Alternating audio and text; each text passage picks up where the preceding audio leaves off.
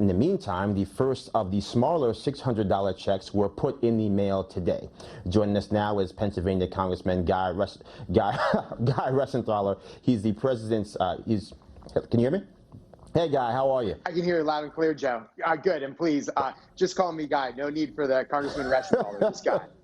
Guy. Well, anyway, I want to talk to you a little bit about this push for the larger $2,000 checks. I mean, from the outside looking in, it appears as if the leader has booby-trapped the attempt to get those $2,000 checks by basically proposing a bill that even people that want the $2,000 checks will probably have no choice but to vote against. What is your perspective from down in D.C.? So 2 quick points. Mitch McConnell is taking heat, but we have to remember that all summer long, Nancy Pelosi held up COVID relief. She did it for months, and she did it for outlandish proposals like stimulus checks to illegal immigrants, tax cuts for millionaires and billionaires in blue states. Talking about blue states, she wanted to hold it up for bailouts to blue state budgets that have been mismanaged for decades. So it was really Nancy Pelosi that dragged her feet. The media really didn't focus on that, at least the mainstream media. Second, if we just take a step back here, Joe, we voted for literally trillions of dollars of relief all summer long. And just right before this push to get a $2,000 bump, we voted on another package that totaled $900 billion. It was bipartisan. It was more holistic. We had stimulus payments going out. We had an increase in unemployment compensation. We had money going into PPP, which is a very popular paycheck protection program. We had money for vaccine distributions. So we just were on the heels of a huge third or fourth stimulus package that we had. So let's take a wait and see approach, and let's tailor this to get help to those that need it. Now, as far as Mitch McConnell trying to attach a Section 230 repeal to the bump and trying to attach the investigation in the elections, what are the Democrats hiding if they don't want the election to be investigated?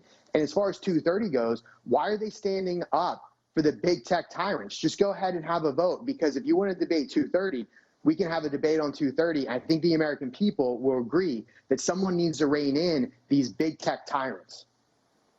Well, to that point, when you start talking about election integrity, I think that is something that everyone should be in favor of. I think that we looked into things with substantially less evidence in the interest of the public good. And so now you have Senator Hawley standing up saying that he, in fact, will join those efforts in the House to stand up and be counted along with those members. What are you hearing? What are your thoughts there? And again, is there an opportunity here for us to at least have the debate, have the conversation that so many Americans, millions of Americans who place their faith in our electoral process feel has not actually been taken?